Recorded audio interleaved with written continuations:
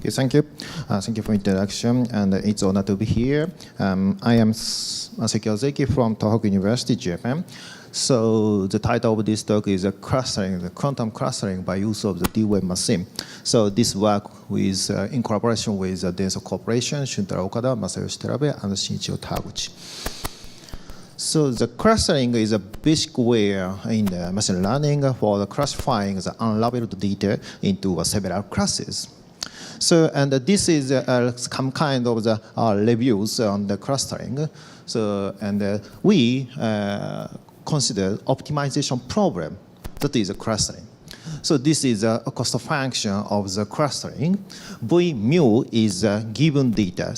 We want to classify this data vector into the several classes. So then we assume existence of the center of mass vectors, W of k, and sigma mu k is assumed. So sigma mu k is discrete variables with one hot representation, which has only one element, non-zero element. The remaining elements should take 0 elements.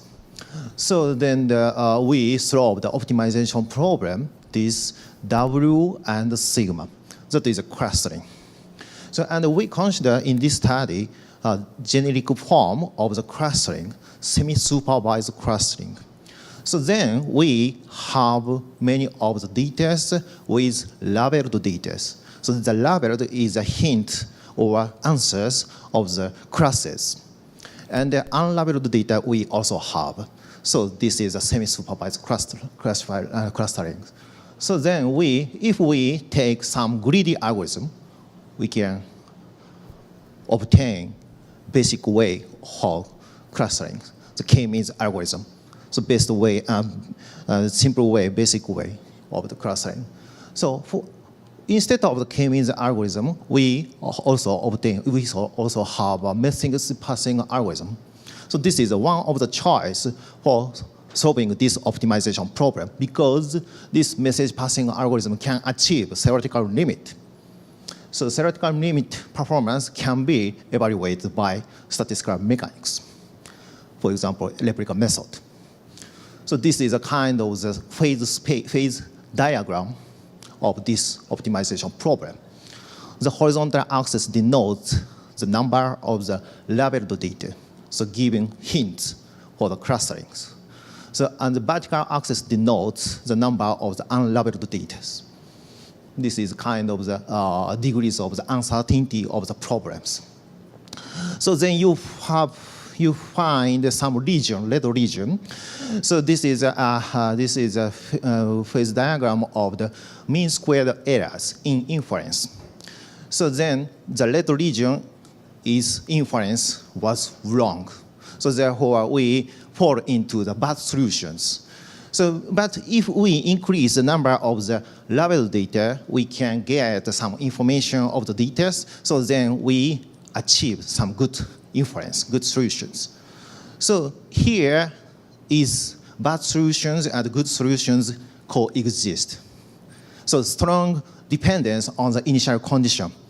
So therefore, k-means, for example, k-means often fails perform the clustering. So this is a dependence, strong dependence on the initial condition.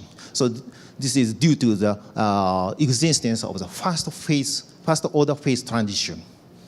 So therefore, we hope some strategy. So how about applications of the quantum annealing for clustering?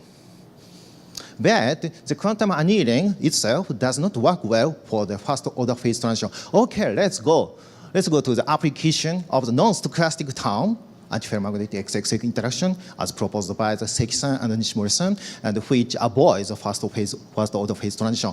Okay, let's try to apply quantum annealing and beyond to this clustering problem. But this original formulation is formulated by the one hot representation. So we switch our mind into the binary representation formulated as a QUBO, quadratic unconstrained binary optimization problem. Very simple way. So this is the original cost function, and we have to add additional penalty term and force binary representation into the one-hot representations. So then we consider optimization problem for this cost function. So then we perform alternating optimization with respect to the center of the vectors W and the sigma spin variables, binary variables. So then we have some cube problem like this. So the diagonal term is like this, non-diagonal term like this. So this problem is easy to embed it on the chimera graph.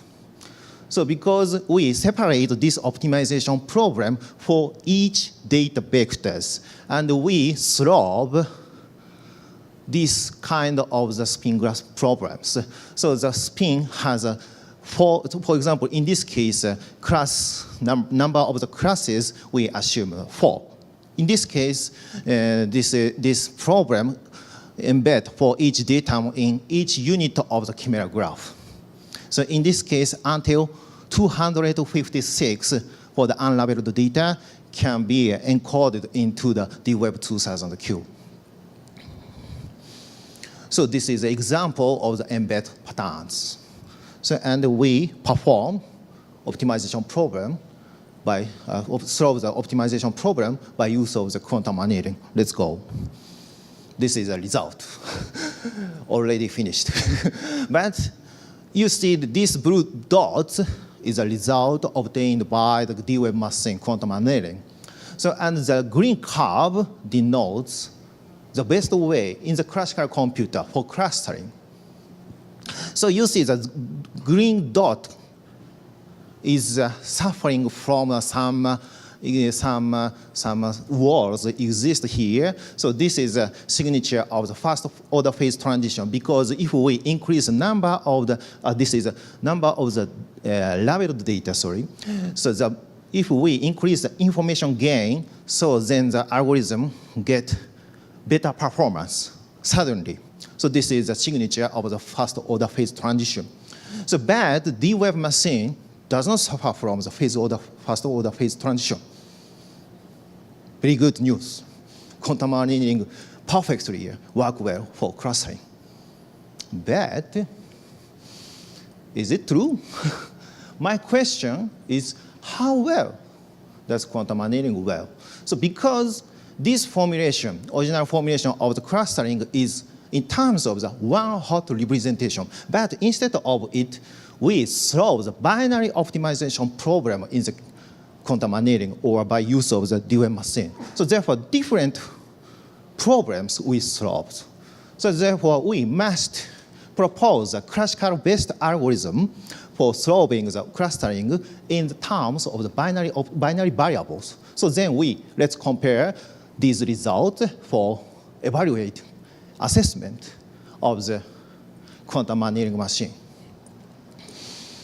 So then we propose some new message passing algorithm. So this is our problem setting. So we want to solve the optimization problem for W and sigma. So but here, the cost function, a part of the cost function have a norm of the vectors. So trivially, the norm of the vectors is consisting of the summation over the stochastic variables. So the summation over stochastic variables in the high-dimensional vectors, so then the central limit theorem works well. So then we apply the central limit theorem for this problem. So then the central limit theorem assures everything follows the Gaussian distribution, so the computation is very easy, reduced to very easy computations. So for example, with respect to the discrete variables, so then we solve the cube problem. Yes.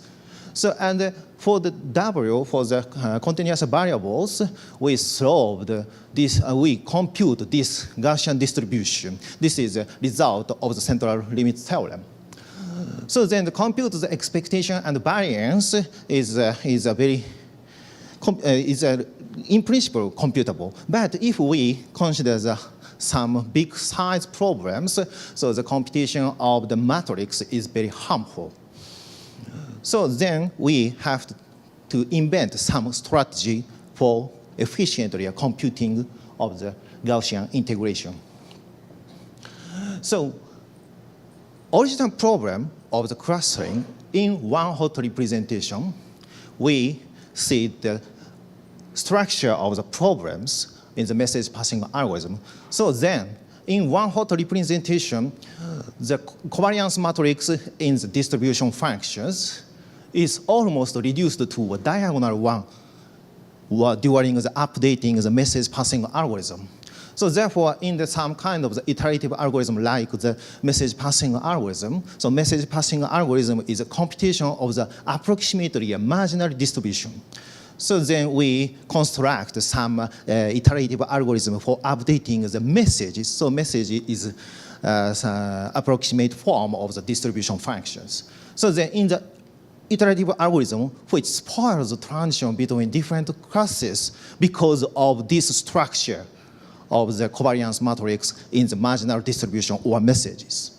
So therefore, in optimization, during the optimization, search for candidate is restricted on the finding the maximizer in the diagonal parts. So does not efficient searching for the good candidates. So instead of the one hot representation, the binary representation, so in the cube optimization programs, the covariance matrix is of diagonal element has, so it's not uniform. So therefore, if we directly optimize the cube program, it's difficult. So therefore, let's use Theorem machine or Fujitsu machine, Hitachi machine, or NTT machine, everything is welcome for solving this optimization problem. So because manipulation of the iterative computation and the application of the inverse matrix in this algorithm is harmful task. Okay, instead of direct optimization problem, we approximate this problem for efficiently, approximately computing this structure of the problems. A simple way. So we approximate of diagonal elements as in easily and iteratively computably form like this. So for example, uniform of diagonal elements we assume and we estimate. So the iterative algorithm can efficiently search for good candidates of the solution by of diagonal elements. So it's like a quantum annealing. Because in the quantum annealing, we set some Hamiltonian diagonal parts gives the energy value, and of diagonal elements it stems from the quantum fluctuation like the transverse field. Of course, this is a classical way, but some inspiration you can imagine and you can obtain. So this approximation provides theoretical lower bound because we approximate this problem from the ideal situation into the simple way, simple form. So this is a kind of the theoretical lower bound for ideal solution of the cube optimization problem. So and the theoretical lower bound can be attained also from the replica method. So this is a comparison result. So the blue dot, again, the result obtained by the D-wave machine, and the green dots denotes the result obtained by the best way in the classical computer for the clustering in one hot representation. But we switch our mind into the binary representation. So then we obtain some algorithm. So then the red curve denotes the results. So you see these red dots gives lower bound of the performance of the cube direct optimization problem, cube cost functions. So in a little bit different situation, again, we can confirm, so this classical way and the standard way for clustering suffering from the first order phase transition, but instead of that, our algorithm and D-wave machine or quantum annealing or specialized hardware, something like, so then does not suffer from the first order phase transition. So we want to know the reason why the first order phase transition is avoided. Very simple. So this is a schematic picture of the cost function energy landscape. So starting from this state and to this different state, we consider some transition. So then in one hot representation, directly a transition between two states. But we may expect some energy barrier exists. So therefore, we cannot transit between the different states. So but if we employ binary representation, so then binary representation is a kind of the relax of the one hot representation and can prepare detour and the transition way to different states. So from one spin flip like this or like this, so then after that we can transit to the different state. So this is a mechanism, avoidance about first order phase transition in the clustering problem. So of course, if we introduce some penalty term and force binary representation into the one hot representation, then we often increase the strength of the penalty terms. So then the transition between the different states is decreased. So therefore, this is a lesson. Too strong penalty term. So maybe the quantum annealing is, many people apply the real practical application of the quantum annealing. So but then you use a strong penalty term. But too strong penalty term will get worse performance for solving the optimization problem due to existence of the first order phase transition. So therefore, we have to tune the parameters of the penalty term, of course, and we should prepare some good strategy to avoid the first order phase transition also in real applications of the quantum annealing or something specialized hardware. So that's all. This is my talk. So thank you for attention and thank you for AQC 2018. See you again.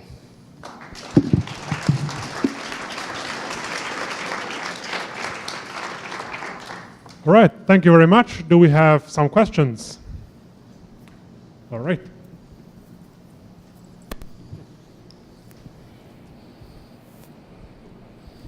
Thank you. That was very interesting. I'm wondering about your not the new algorithm with the lower bound. Is that?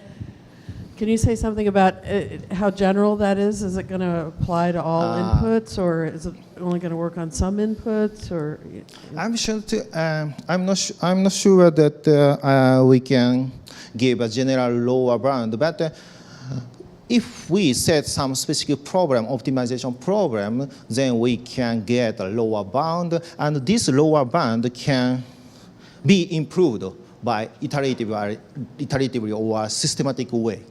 Because in this case, we consider the simple way of the approximation. So this is the original problem, non-uniform of diagonal terms, but instead of it, we use some approximation for the uniform element. So the uniform element is estimated by the average of this non-trivial, non-uniform element. So therefore, if we systematic compute inverse matrix or eigenvalues of the matrix, or to compute the Gaussian distribution in some systematic way, so then we can improve a lower bound, and then you can some reaching behavior to the direct optimization problem.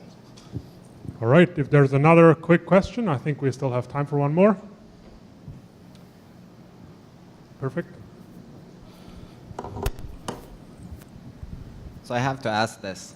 So instead of running the instances on D-Wave, did you try, for example, sending the exact same instances to like the HFS algorithm?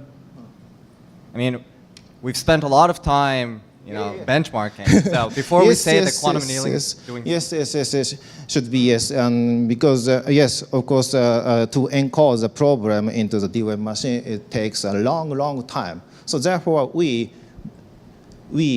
may better to propose a new class type of the classical algorithm to support or to improve the optimization way of the quantum annealing, because in this application, the original problem is a high-dimensional vectors problems, but this problem is reduced to only the K-class spin glass models, very simple structure of the spin glass models from the high-dimensional vectors problem reduced to the simple spin glass model.